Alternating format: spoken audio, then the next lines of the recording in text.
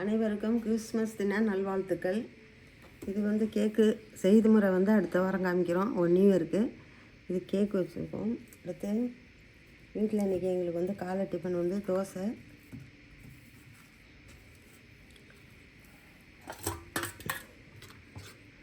அதுக்கு சட்னி, தேங்காய் சட்னி, கார சட்னி,